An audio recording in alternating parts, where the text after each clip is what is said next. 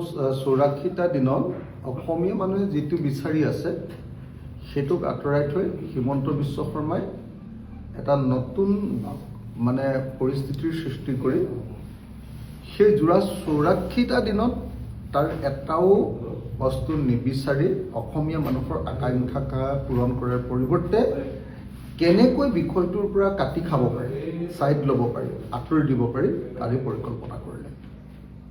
আজি কিমানটা পেজ আনিছে বুলি কৈছে? আজি প্ৰায় ৭,০০০ পেজ, ৭,০০০ পেজৰ ভিতৰত ৭,০০০টা পেজৰ ভিতৰত আৰু ৩,৫০০ নথি, ৫০০খন যি নথি আছে তাত এটাও তাত হত্যাকাণ্ড বুলি প্ৰমাণিত কৰিব পৰা নথি নাথাকে। কাৰণ যোৱা ৮৪ দিনত যি তদন্ত কৰিলে সেই তদন্ত হ'ল গোচৰটোৰ মটিফৰ ওপৰত তদন্ত। কিয় এই ঘটনাটো ঘটিলে, হত্যাকাণ্ডটো কিয় ঘটিলে তাৰ ভিতৰৰ কাৰণটোৰ ওপৰতহে কেৱল তদন্ত হৈছে, যে পইচাৰ কাৰণে কৰিলে নেকি, এইটোৰ ওপৰতহে তদন্ত হৈছে। কিন্তু হত্যাকাণ্ড ঘটনা ঘটাটোৰ ওপৰত কোনো তদন্ত নহয়। আপুনি পৃথিৱীৰ কোনো এটা গোচৰ আছে নেকি? এইটোৱে একমাত্ৰ গোচৰ য'ত এটা হত্যাকাণ্ড হোৱাৰ পাছত য'ত হত্যাকাণ্ডটো হৈছে তালৈ আয়ৈ এবাৰো নোযোৱাকৈ দিয়া প্ৰথমখন চাৰ্জশ্বিট। পৃথিৱীৰ ভিতৰতে চাগে এইটো ৰেকৰ্ড কৰে এখন চাৰ্জশ্বিট, আৰু কেৱল অসমতে এইটো সম্ভৱ।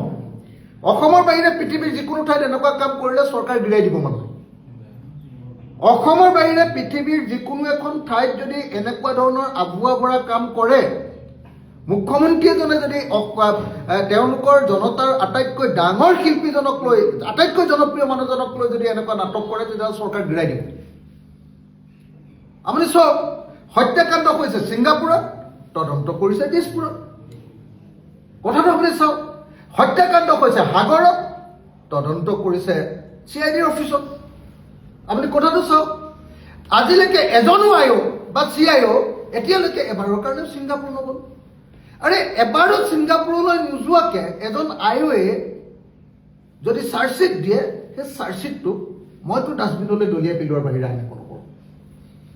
মইতো অকল ডাষ্টবিনলৈ দলিয়াই পেলাম, কাৰণ সেইটো চাৰ্জশ্বিটৰ পৰা কোনো মানুহৰ কেতিয়াও ফাঁচিও নহয়, কোনো মানুহৰ জেইলো নহয়। একদম খাটাং কথা। দ্বিতীয় কথা, বাৰম্বাৰ মই কৈ আছো যে বিদেশৰ পৰা যদি তথ্য আনিব লাগে তেতিয়াহ'লে কোৰ্টৰ জৰিয়তে যাব লাগে। CMA কৈ আছে যে নহয় MLATৰ জৰিয়তে যাব লাগে। মই কৈ আছো যে ইতিমধ্যে চেন্নাই কোৰ্টে অৰ্ডাৰ দি থৈছে যে MLATৰ জৰিয়তে গ'লে নহ'ব, MLAT থাকিলেও কোৰ্টৰ জৰিয়তেহে ডকুমেণ্ট আনিব লাগে। CMA কৈ আছে যে নহয়, আমি ছিংগাপুৰৰ পৰা অনা ডকুমেণ্টেই, গভৰ্ণমেণ্টে দিয়া ডকুমেণ্টেই হৈ যাব। এতিয়া ছিংগাপুৰ গভৰ্ণমেণ্টে কৈ আছে যে জুবিন গাৰ্গক হত্যা কৰাই নাই, আৰু আমাৰ ইয়াত চাৰ্জশ্বিট দিছে যে জুবিন গাৰ্গক হত্যা কৰা হ'ল। তেতিয়াহ'লে গভৰ্ণমেণ্টে দিয়া তথ্যৰে কেনেকৈ এইটো হত্যাকাণ্ড বুলি প্ৰমাণিত কৰিব? এনেকুৱা ভাণ্ডকি ২ নম্বৰী, ৬ নম্বৰী, ৮ নম্বৰী কথা আৰু পৃথিৱীত কেতিয়াও পোৱা নাই। মই ভাবোঁ যে সেইকাৰণে আজি এইটো জুবিন গাৰ্গৰ মৃত্যুৰ চাৰ্জশ্বিট নহয়, এইটো হ'ল হিমন্ত বিশ্ব শৰ্মাৰ নিৰ্বাচনী ইস্তাহাৰ। আজিৰ তাৰিখটোত এইটো নিৰ্বাচনী ইস্তাহাৰ দিছে ২০২৬ৰ নিৰ্বাচনৰ কাৰণে।